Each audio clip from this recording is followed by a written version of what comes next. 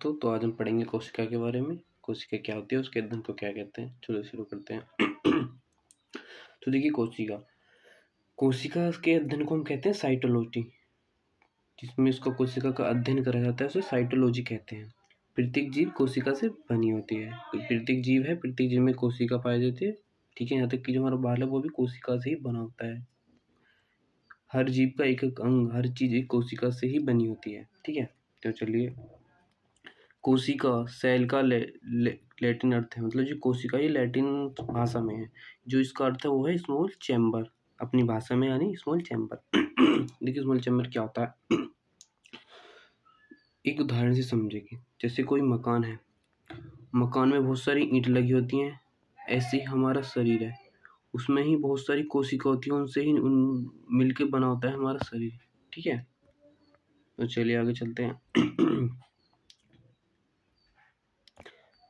कोशिका जीव की सबसे छोटी क्रियात्मक एवं संरचनात्मक इकाई होती है। देखिए, जैसे जो हमारा शरीर होता है ना, मैंने बताया कि आपको जैसे हमारा एक मकान होता है, उसमें दीवार होती है, उसमें ईंट लगी होती हैं, छोटी छोटी ईंटों से मिलकर एक हमारा पूरा मकान बनता है।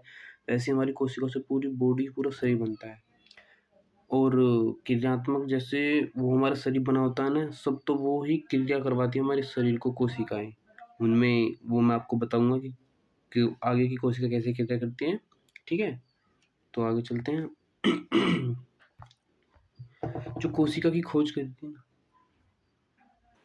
देखिए जो कोशिका की खोज करती है वो 1665 ईस्वी में रॉबर्ट हुक ने कार की पहली स्वनिर्मित सूक्ष्मदर्शी द्वारा कोशिका को देखा था, जो कि मृत थी। और देखिए, जो रोबर्ट हुक थे, उन्होंने पेड़ की छाल में पहली बार कोशिका को देखा था। वो जो देखा था, उन्होंने खुद की जो बनाई हुई दूरबीन थी, जो सूक्ष्म थी, वो खुद से ही बनाई थी, उससे देखा था। तो वो जो कोशिका थी वो मरी हुई थी, मृत कोशिका थी। उन्होंने वो 1665 ईस्वी में देखा था।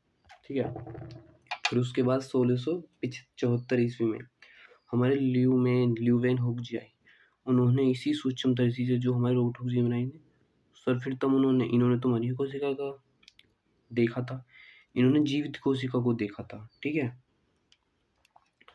इन्होंने जीवित कोशिका को देखा उसी दूरबीन से, उसी सूक्ष्मदर्शी से। ठीक है, आगे चलते हैं। 1839 ईस्वी में स्लाइडेन एवं सोनान ने सर्वप्रथम कोशिका सिद्धांत दिया। मतलब इन्होंने तो मरी और जीवित कोशिका को बताया, इन्होंने सिद्धांत दिया, मतलब कि पादप में अलग होती है, जंतु में अलग होती है।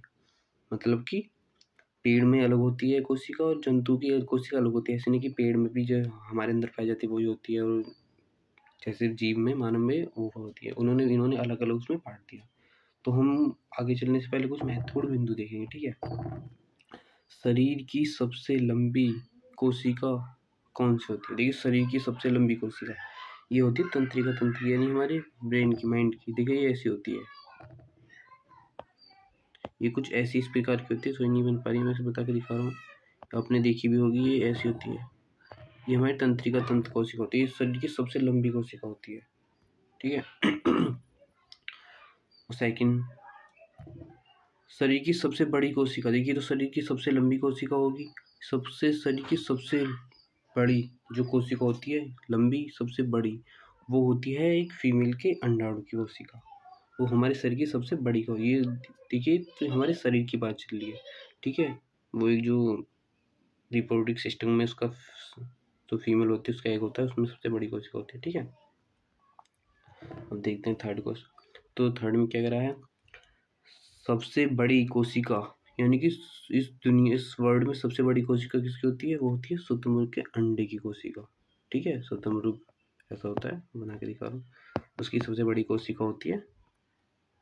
ये यहाँ जो बात चल रही है, ये चल रही है इस दुनिया में सबसे बड़ी कोशिका होती है, वो होती है शुतुरमुर्ग के अंडे की। ठीक है, और नेक्स्ट क्वेश्चन, नेक्स्ट में कह रहा है सबसे छोटी कोशिका। देखिए, सबसे छोटी की दुनिया में सबसे छोटी कोशिका वो होती है माइक्रोप्लाज्म की सबसे छोटी कोशिका होती है। सबसे बड़ी कोशिका पूछे तो शुतुरमुर्ग के अंडे की, सबसे छोटी कोशिका पूछे तो माइक्रोप्लाज्म की। अगला देखते हैं। कह रहा है कोशिका में सबसे बड़ा भाग। देखिए, यहाँ तो हमें कोशिका बड़ी छोटी बता, कह रहा है कोशिका में सबसे बड़ा भाग ये होगा हमारे कोशिका। तो इसमें जो सबसे बड़ा भाग होता है वो होता है केंद्रक, जिसमें हमारे RNA DNA आते हैं, वो तो मैं आगे बताऊंगा। फिलहाल ये देख लेंगे कि कोशिका में सबसे बड़ा जो भाग होता है वो केंद्रक होता है, ठीक है। और नेक्स्ट, कोशिका में सबसे छोटा भाग, ये तो सबसे बड़ा भाग होगा। कोशिका में सबसे बड़ा भाग जो होता है ना, ये तो हमारा केंद्रक हो गया, वो होता है हमारा राइबोसोम, जो प्रोटीन का निर्माण करते हैं। इतने छोटे छोटे होते हैं, और इसमें जैसे यहाँ माइक्रोकांडिया और भी बहुत सारे होते हैं, तो मैं आगे बताऊँगा, ठीक है। इनसे आपको आगे कन्फ्यूज़न नहीं होनी की समझने में। नेक्स्ट चलते हैं, यहाँ आती कोशिका। एक होती है हमारी प्यूकैरियोटिक कोशिका, यूकैरियोटिक कोशिका, ठीक है। ये होती है हमारी, जो हमारे पादप में पाई जाती हैं, ये जंतु में, जैसे हमें ये होती है पेड़ पौधे में आदि पाई जाती हैं, ठीक है। बताता हूँ, ये अपरिपक्व होती हैं, मतलब ये अनडेवलप होती हैं, मतलब ये पूरी तरह से विकसित नहीं हो पाती, ये पूर्णतः विकसित होती है कोशिका, ठीक है। ये इनका आकार जो होता है वो 1 से लेकर 10 माइक्रो mm होता है। इनका आकार होता है 5 से 50 माइक्रो mm। इनमें केंद्रक अनुपस्थित होता है, इनमें किसी कोशिका में, हर किसी कोशिका में केंद्रक नहीं होता, इनमें केंद्रक उपस्थित होता है, ठीक है। देखिए एक कोशिका हमारी, ये जो यहाँ पे जो खोज चल रही है 1940 में, अंदर जो कोशिका के पूरे के अध्ययन कर लिया गया था कि हाँ इसके अंदर ये होता है। चलिए मैं आपको जूम करके इसके बारे में पूरा अच्छे से समझाता हूँ। तो देखिए, ये जंतु कोशिका जो हमारे अंदर पाई जाती है, ठीक है। तो देख रहे होंगे ये हमारा न्यूक्लियर केंद्रक। हाँ देखिए, कोशिका में जो 80% होता है वो द्रव्य होता है, जिसे हम जीव द्रव्य बोलते हैं, जिसके अंदर हमारे सारे पार्टिकल तैरते होते हैं। देखिए मैं आपको बताता हूँ जीव द्रव्य के बारे में। देखिए जो आपको रेड दिख रहा है, मैंने ज़्यादा डार्क कर दिया है।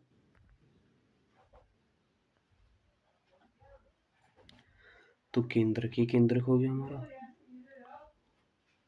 और ये हमारी जो होती है कोशिका झिल्ली, जो केंद्रक झिल्ली, जो केंद्र के बाहर होती है उसे केंद्रक झिल्ली बोलते हैं। ऋतिक होती है, जो बेस्ट पार्टिकल होते हैं अपने अंदर समा लेती है। ये गोल्जिकाएं होती है, जो अंदर जो आने जाने वाले उन्हें वो कहती है लाइसोसोम, जिसे हम आत्महत्या की थैली बोलते हैं, ठीक है। ये क्रोमेटिन गुणसूत्र होते हैं, जो जीन्स बोलते हैं जिन्हें, ठीक है। जो जो जो मतलब मानव के आगे प्रजाति को करते हैं। ये माइक्रोकांडिया, जिसे ऊर्जाघर बोलते हैं, ये कोशिका झिल्ली होती है बाहर, ठीक है। चलते हैं, अब देखते हैं पादप कोशिका। देखिए पादप कोशिका में ये रहा, कुछ ज़्यादा नहीं होता इसमें।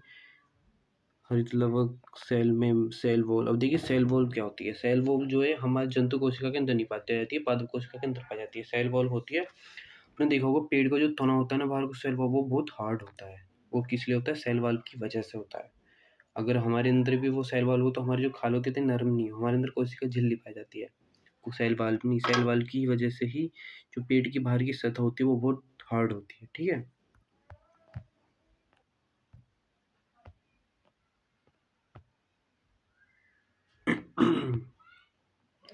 कोशिका के भाग देखेंगे। कोशिका भित्ति यानी सेल वॉल, जो मैं आपको बता रहा था अभी, यह केवल पादप कोशिका में ही होती है। देखिए मैंने कहा था ना, ये पादप कोशिका में होती है। पादप कोशिका की बाहरी परत होती है, जो पेड़ होते हैं उनकी बाहरी परत होती है, उसे ही सेल वॉल बोलते हैं, ठीक है। इसका कार्य होता है सुरक्षा, यानी कोशिका की सुरक्षा करना, ठीक है। ये जो होती है सेलुलोज से बना होता है, ये सेलुलोज से बना होता है। जंतु व प्रोटोजोआ में नहीं पाई जाती है, जंतु व प्रोटोजोआ में नहीं पाई जाती। शैवाल, कवक, पादप जीवाणु में पाई जाती है, ठीक है। जल्दी, कोशिका झिल्ली यानी सेल मेम्ब्रेन, यह विषाणु में नहीं पाई जाती। किसी पदार्थ को कोशिका के अंदर लाना या बाहर ले भेजना, यह कोशिका झिल्ली का कार्य होता है। इसलिए इसे कस्टम ऑफिसर या चयनात्मक झिल्ली कहते हैं। देखिए जो हमारी कोशिका सेल मेम्ब्रेन होती है, हमारी कोशिका होती है, उसके अंदर जो प्रोटीन वगैरह, जो विटामिन आते जाते हैं, वो कोशिका झिल्ली के काम होता है। किसे अंदर ले जाना है, किसे बाहर ले जाना है, भेजना है। ऐसा तो नहीं कि वो अपने आप ही आ जाएंगे, तो हमारी बैक्टीरिया वो अपने आप से ही अंदर घुस जाएंगे कोशिका के अंदर। तो ये कोशिका झिल्ली यानी कोशिका झिल्ली का काम होता है कि किसे अंदर ले जाना है, किसे बाहर भेजना है, ठीक है। अंत द्रव्य जालिका, द्रव्य जालिका यह राइबोसोम से प्रोटीन केंद्र तक पहुंचाने का कार्य करती है, क्योंकि इस पर बहुत सारे राइबोसोम चिपके होते हैं, ठीक है। आगे चलते हैं। राइबोसोम 1953 में रॉबिन्स व ब्राउन द्वारा खोज। यह अम्ल प्रोटीन से मिलकर बने होते हैं, ठीक है। राइबोसोम जो है ये प्रोटीन का निर्माण करते हैं आरएनए के साथ मिलकर, ठीक है। इससे अधिक प्रोटीन कारण इसे प्रोटीन फैक्ट्री कहते हैं। इसलिए राइबोसोम को प्रोटीन की फैक्ट्री भी कहते हैं, ठीक है। लाइसोसोम की खोज, लाइसोसोम जो होता है जिसे आत्महत्या की थैली बोलते हैं, इसकी जो खोज की थी वो डी डूवे ने की थी। इसमें 24 एंजाइम पाए जाते हैं। जो हमारा लाइसोसोम है इसमें 24 एंजाइम पाते हैं। ये कोशिका में आने जाने वाली भारी पदार्थों का भक्षण करता है। तो जो वेस्ट पार्टिकल होते हैं उसे भक्षण से खा जाता है, इसका भक्षण करता है और पाचन करता है। इसे आत्महत्या की थैली भी कहते हैं। जैसे बिल्कुल हमारी कोशिका खराब हो जाती है ना, कोई उस पर ज़्यादा संकट होती है, फट जाता है, पूरी कोशिका के अंदर उसे लेके मरता है, इसे आत्महत्या की थैली कहते हैं, ठीक है। नेक्स्ट देखिए माइक्रोकांडिया। माइक्रोकांडिया की जो खोज की थी वो अल्टमैन ने की थी। इसका नामकरण बेंडा, इसे बेंडा भी कहते हैं, ठीक है। ये कार्बनिक पदार्थों का ऑक्सीकरण करके कोशिका को ऊर्जा देता है। ये ऑक्सीकरण करके कार्बन पदार्थ को, मतलब जो यही हमारी जो मैन है ना ऊर्जा, जो हमारी उसको सेल को, कोशिका को ऊर्जा देता है, यही देता है। इसमें ऑक्सीजन, जब हम सांस लेते हैं ऑक्सीजन को ये ग्रहण करके क्रेब्स चक्र चलाता है। इससे एटीपी होती है, इसमें कार्बन डाइऑक्साइड निकलते ही वापस देता है। ये कार्बन पदार्थों का ऑक्सीजन करके कोशिका को ऊर्जा देता है, इसलिए इसे कोशिका का शक्ति के केंद्र पावर कहते हैं, ठीक है। ज़्यादा हो गया।